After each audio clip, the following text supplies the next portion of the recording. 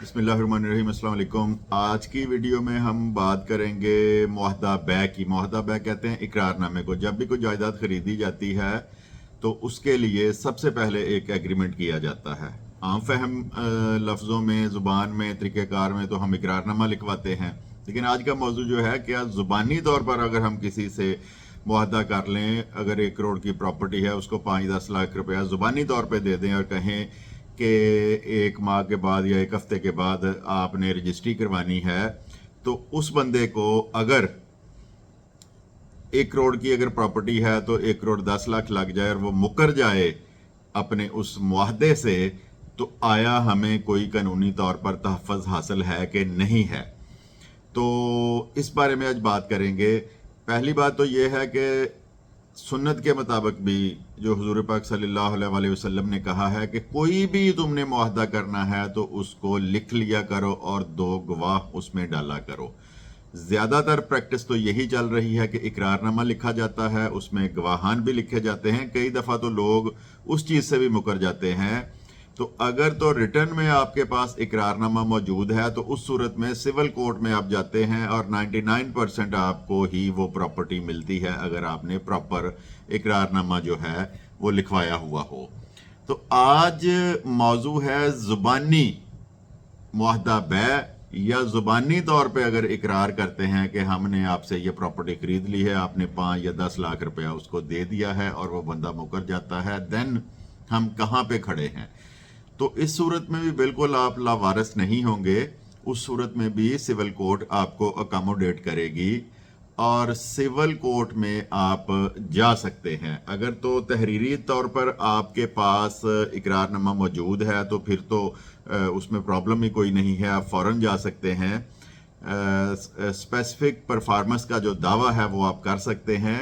लेकिन अगर ज़ुबानी भी आपने इकरारनामा किसी के साथ किया है, मुआहदा किसी के साथ किया है, तो उस सूरत में भी आपका कोर्ट में आप जा सकते हैं। लेकिन उसके लिए अब आपको थोड़ा तरद्दुद ये करना पड़ेगा कि सबूत आपने इकट्ठे करने हैं कि कहाँ पर, किस जगह पर आपने वो पेमेंट की थी या वो ज़ुबानी मुआहदा बै किया था, पैसे किस फॉर्म ने आपने दिए थे, किस तरह के नोट थे, 5,000 वाले थे, 1,000 वाले थे, 500 वाले थे, और गवाहान वहां पे मौजूद कौन से थे, और वो प्रॉपर जगह कौन सी थी, या चेक के जरिए आपने पैसे दिए थे। अगर तो क्रॉस चेक के जरिए दिए थे पैसे, इकरारनामा नहीं लिखा, फिर तो काफी सॉलिड आपके पास ये सबूत है। लेकिन अगर कैश की सूरत में भी पैसे दिए थे आपने उस बंदे को, तो फिर भी उस सूरत में आपने सिविल कोर्ट में जाना है, अपना एक अच्छा वकील करना है, और गवाह जो आपके साथ मौजूद थे या जिनकी मौजूदगी में पैसे दिए गए थे, या जिन लोगों को मौजूद है कि इनके दरमियान इकरारनामा हो चुका है, तो आप सिविल कोर्ट में दावा करेंगे स्पेसिफिक परफॉर्मेंस का उस बंदे के खिलाफ, और सिविल कोर्ट फिर उसी तरह ही आपको ट्रीट करेगी जिस तरह आपने एक रिटर्न इकरारनामा लिखा होगा। वहाँ पे फिर दोनों पार्टियों को बुलाया जाएगा और दोनों पार्टियों को बुलाने के बाद तमाम जो गवाहान हैं उनके बयानात कलमबंद किए जाएंगे।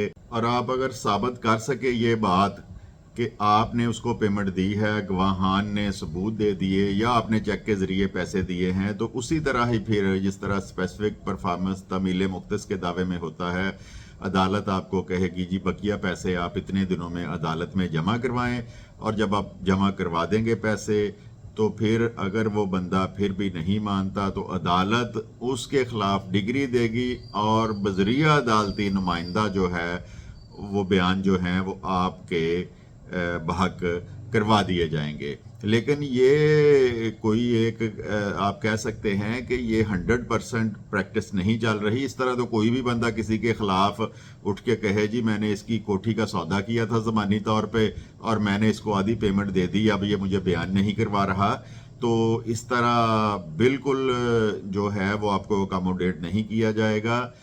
अगर जेन्युइन आपने मुआहदा किया है, आप सच्चे हैं, आपने गवाहान पेश कर दिए, तो उस सूरत में फिर ये उस जज पर मुनहसर है कि वो जज जो है वो उन گواہوں کی اور تمام تر حقائق کو دیکھتے ہوئے پھر وہ فیصلہ کرے گا. وہ اس چیز کا باؤنڈ نہیں ہے کہ وہ آپ کی فیور میں ہی فیصلہ کرے گا.